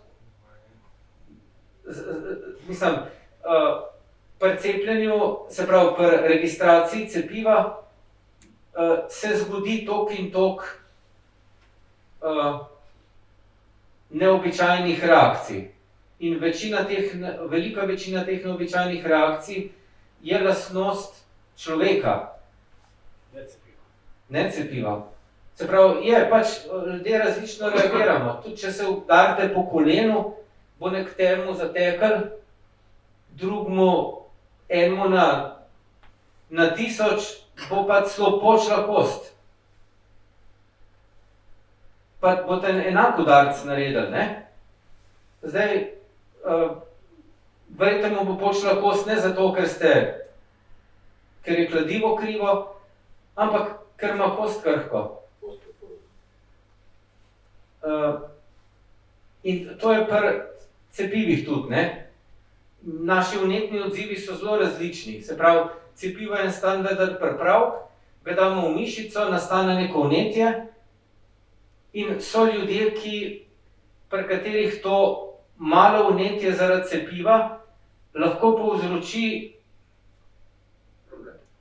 precejšnje težave, ne?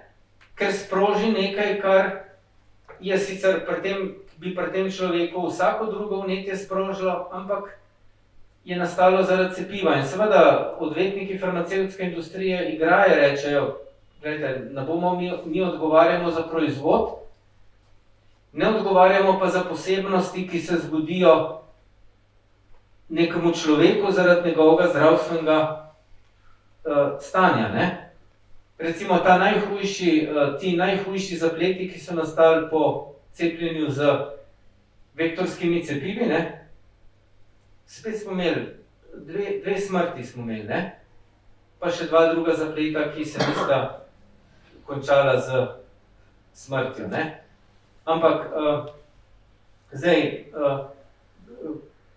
to se zgodi pač pri ki imajo neka določena protitelesa proti trombocitom, 5% ljudi ima ta protitelesa. Ta protitelesa dobijo zaradi tega, ker imajo bodisi parodontalno bolezen, bodisi kakšne druge bakterije in se jim naredijo ta protitelesa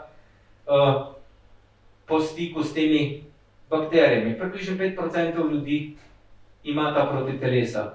Če te ljudi zdravite s heparinom, to je zdravilo proti starevanju krvi, doživijo enako trombocitno krizo kot po cepljenju.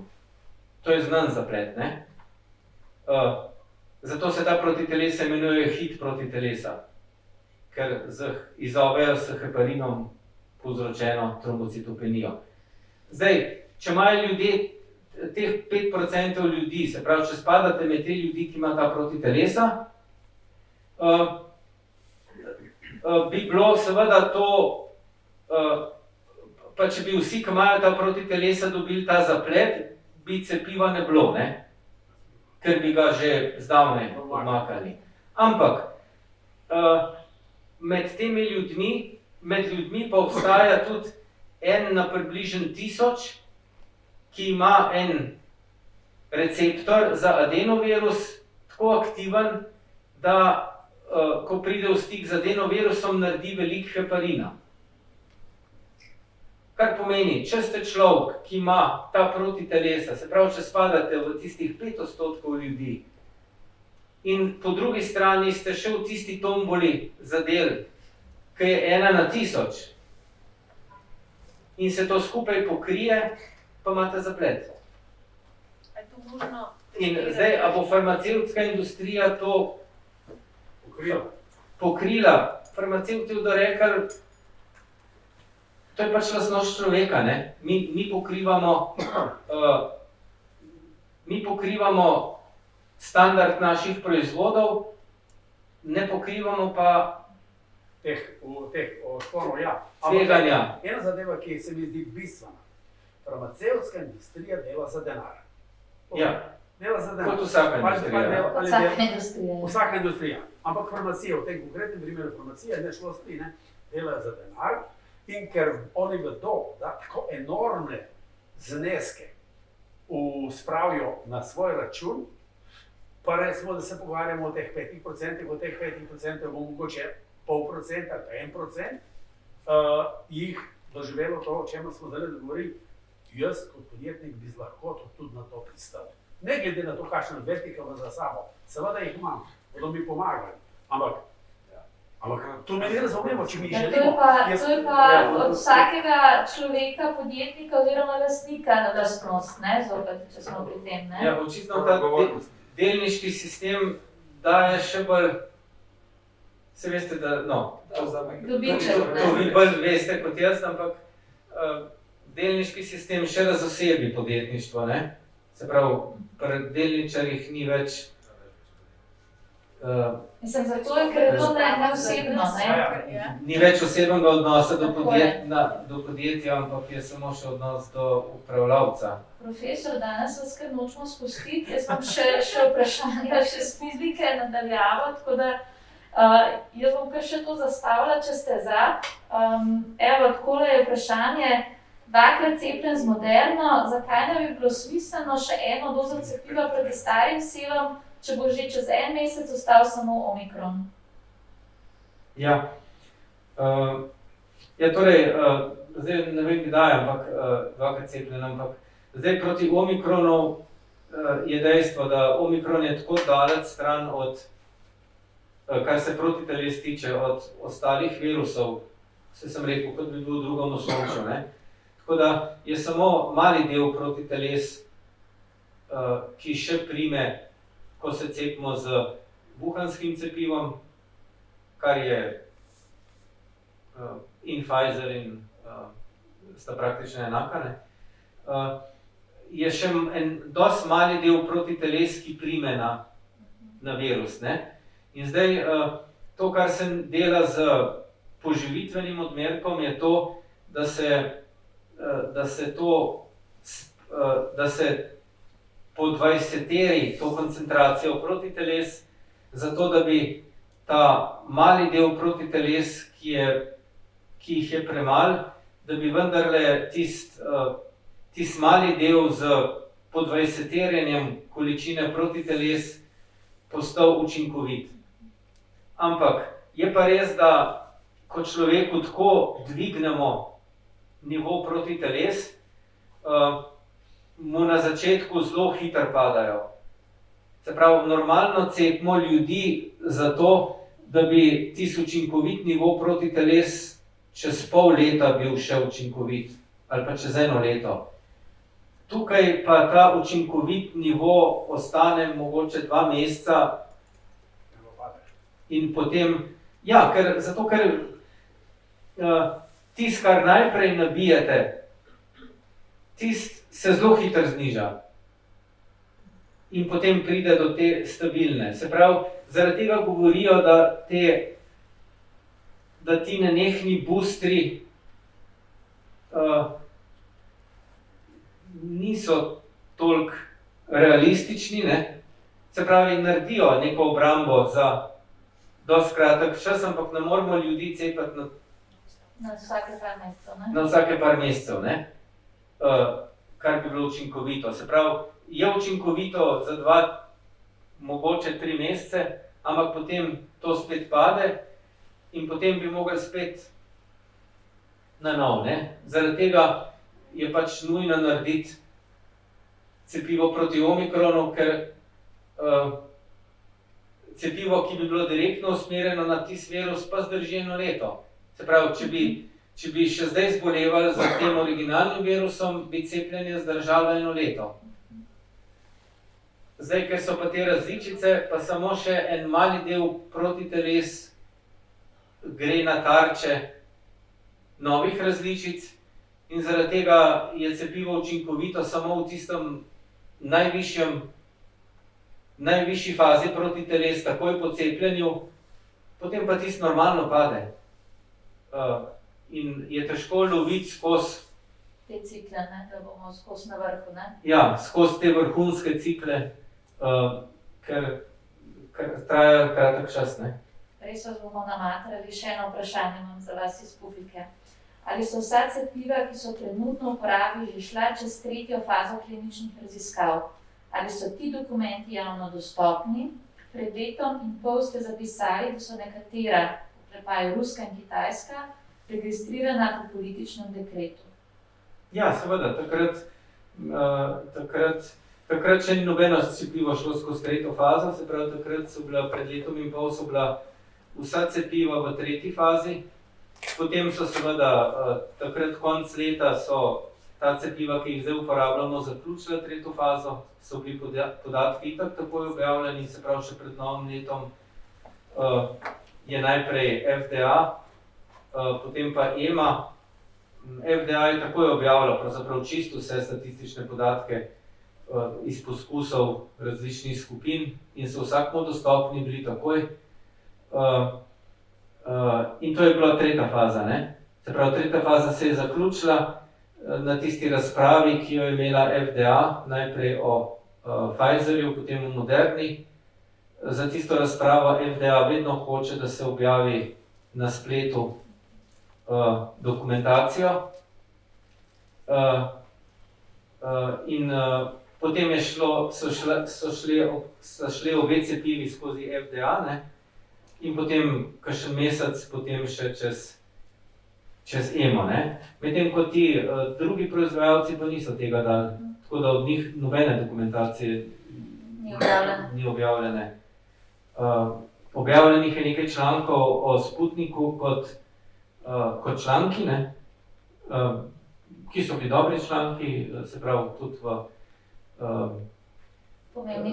pomembnih revijah, kar pomeni, da tam ni možno, da se ne bi, se pravi v teh pomembnih revijah poteka objava članka vedno tako, da je potrebno na revije poslati popolno dokumentacijo od Excelov naprej in revije pravzaprav v svoje statistike angažirajo in se sploh ne ozirajo na to, kaj jim avtori članka napišejo. Se pravi, Preverjajo, ne? preverjajo, ja. Preverjajo in ti statisti, ki so toliko izkušeni, da pravzaprav, če je kakšna tendenca k ponarejanju rezultatov, je v bistvu skoraj lažje narediti rezultate, kot pa prirediti rezultate. To se je recimo ravno pri nekaj člankih, ki so jih mislili objaviti o ivermektinu pokazali, ne? Egipčani, ki so skušali prirediti Rezultate, ne? rezultate, sam so jih mimogrede odkrili. Se pravi, strahotno bi se morali potruditi, da bi priredili rezultate, ne? Zato, ker potem stvari niso logične, ne? Veliko lažje je, se pravi, veliko bolj enostavno je prikazovati resnične rezultate, Kot jih prirejati. kot pa prirejati, ker je treba misliti na toliko 100 različnih kombinacij, da to pravzaprav tisti, ki to zmore, Ne bo tisti kraj, ki naredi se pravilno, bo ne? vedno odločil za to, da bo raje ta prave rezultate dal. Pa če ob koncu majčkeno pustimo mogoče na strani epidemijo, pa če pustimo na strani vse te težave s tem, pa vas vprašam za vas osebno, če bi se še enkrat odločili in lahko stopili nazaj, a bi se še enkrat odločili za karierno pot, ki jo imate danes, bi se še enkrat odločili tudi in nadaljevali s pisanjem, z zdravniškim poklicem. Pisanje predvidevam, da je hobi, da je sprostitev. Ja, pisanje je hobi. Mislim, meni je ta poklic, ki ga upravljam, mi je super, ne? Mislim, jaz sem vesel vedno, ko se vozim v službo, na inštitut, mi je fino. Se pravi, ste vse pravilno izbrali. Ja, no. Sreča za nas. Tako. Jaz mislim, da smo izčrpali. Bili smo veliko daljši, kolikor smo ponavadi. Spoštovani profesor dr. Ihan, jaz se vam iz srca zahvaljujem za današnji zanimiv, dinamičen pogovor. Dragi člani, članice, gostje, hvala lepa za potrpežljivost, za vsa vprašanja, da smo se seveda danes naučili skupaj nekaj novega. Osebno verjamem, da je učenje tisto, kar počnemo celo življenje, da nas to ohranja v dobri formi in pa seveda ostanite zdravi, podjetni, radovedni in hvala, se vidimo naslednjič.